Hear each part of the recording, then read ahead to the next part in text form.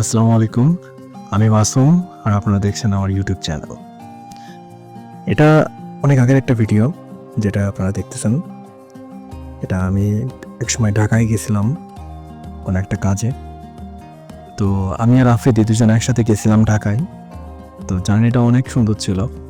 তো আমি অনেক সময় ভাবতাম যে আমি যখন ঢাকা যাবো একসময় মানে সবাইকে দেখাবো যে ঢাকা যাওয়ার পথে আসলে কি, কি আছে।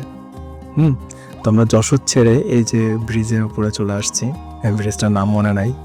তারপর একদম পুরো দৌলতদিয়া ঘাট। দৌলতদিয়া ঘাটের দৃশ্যটা কিন্তু একটা অসাধারণ, যেখানে আমি বাস থেকে নেমে গেছিলাম। নেমে তারপর ভিডিও করছিলাম। আর যে বাসে করে আমরা গেছিলাম সেটা ছিল হানিফ বাস। তখন আমার হানিফ বাস অনেক ভালো লাগতো, কারণ ওরা অনেক সেফলি ড্রাইভ করে, অনেক ফাস্ট ড্রাইভ করে।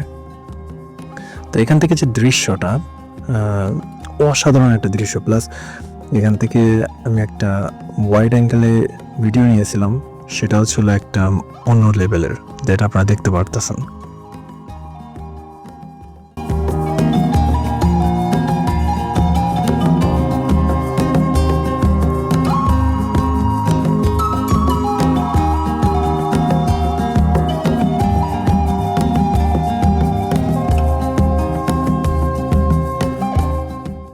তারপর এটার পরে আমরা ফেরির ভিতরে একটু ঘুরে ঘুরে দেখছিলাম বিভিন্ন জায়গায়। তখন আমি দেখতে একটু হ্যাংলা পাতলা ছিলাম আর কি। প্লাস এই যে বাইরের দৃশ্যটা, চারিপাশে মানে বসার জায়গা থাকা সত্ত্বেও দেখে ঘুরে বেড়াচ্ছিলাম, যে মানে মনোরম পরিবেশ আর কি, একদম পদ্মা নদীর মাঝখানে। সব মিলিয়ে ইট ওয়াজ এ গ্রেট জার্নি। এটা ছিল একটা জীবনের one of the best journey আমার লাইফে। কারণ এর আগে অনেকবার ঢাকা গিয়েছি, বাট এতটা ভালো লাগে নাই।